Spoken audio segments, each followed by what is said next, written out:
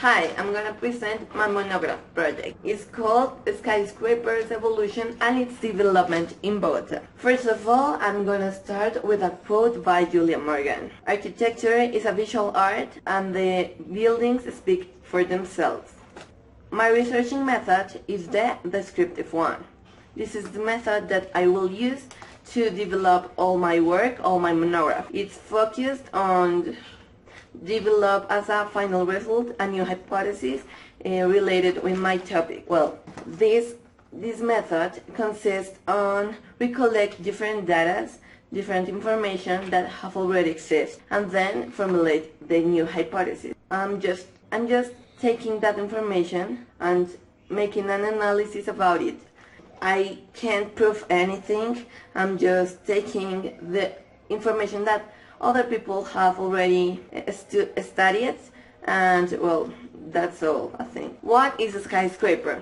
A skyscraper is a tower that is clearly higher than the others that are located around it. Doesn't exist a measure, a specific number of meters that a structure needs to have to be considered as one of them.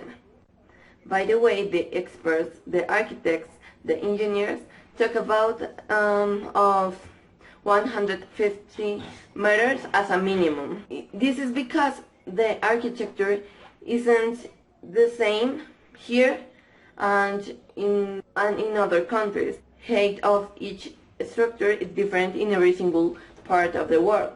The skyscraper is considered as the new improvement most important through the history because in the architecture, because it means modernity. It shows how the architects have been fixed all the problems. Here is a chart where are related the problems of the architecture in different towers. These problems were fixed with the construction of each one of the towers. First of all, we have Equitable Life building. This building was built in 1869 in New York City. Is considered as one of the pioneer structures in skyscrapers topic. It presents a very big problem related with the mobilization. The solution of that problem is the elevator that we still use nowadays. The second one, we can find it in this structure was built in 1885. It contains 10 floors. The structure presents a very big problem. This problem was related not only with the design, is in the structural aspect. The materials were very hard to build a structure that were higher than 9 floors.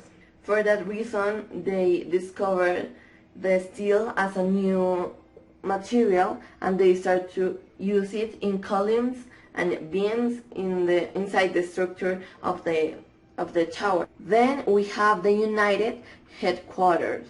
As we can see in the picture, it's a very modern structure. Their design is very actual.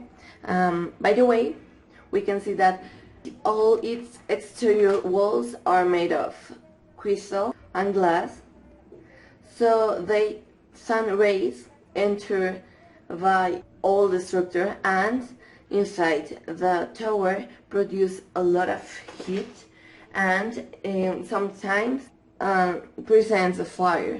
So that's a very big problem. Because of that, we discovered the artificial air machines. Then we have the One World Trade Center. This structure has overtaken the limit of time in his construction, so they need a new way to finish the tower faster. So they start to use a different way of construction. They use the tower as a puzzle. They construct part by part and they unify every single part as a puzzle. That's the way in which they finish the tower. Then we have the Taipei 121 that is located in Taiwan. This edification is the second highest structure all around the world. Their structure is very complex. It presents a very big problem with its flexibility and seismic resistance because the tower is located in a very active seismic zone. So the tower needs a lot of flexibility and aerodynamic style to resist that kind of movements. The engineers and all the people that work in that tower create a new method to fix that problem.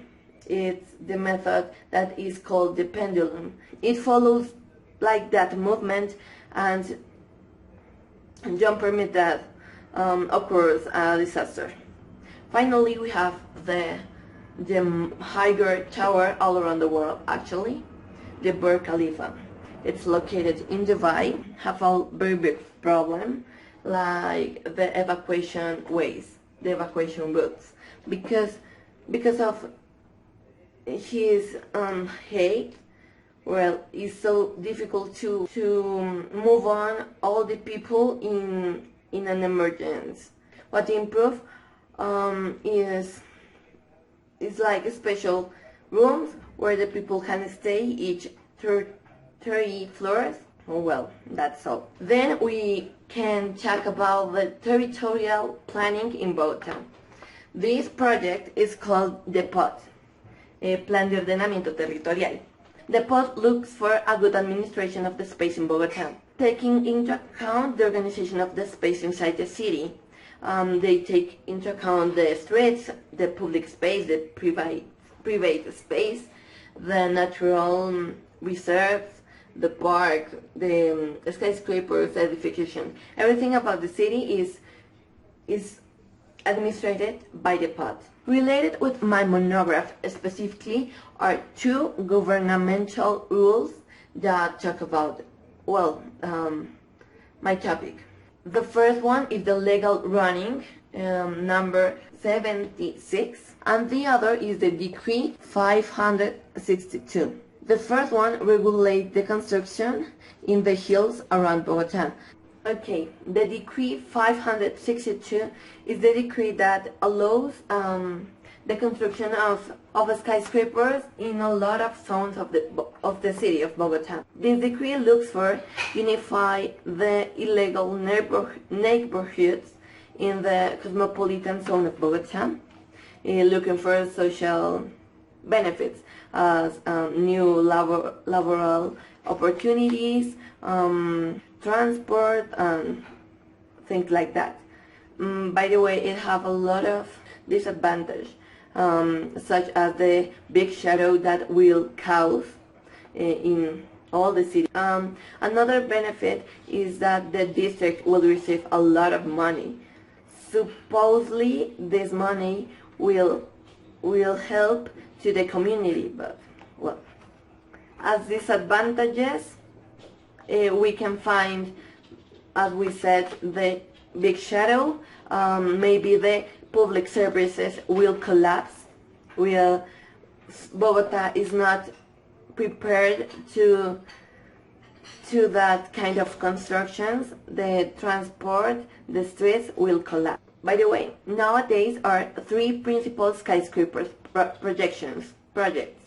The first one is Bacatá, that is composed by two towers. One of them will be the highest in Colombia, with 66 floors. Is located in the downtown of Bogotá. This will be used as a shopping center, as a hotel, restaurant, for houses, apartments, and as offices. The other one is Entre Calles, that will be constructed in 2017, consists of 96 floors and 457 meters. Will be located in the 19th street.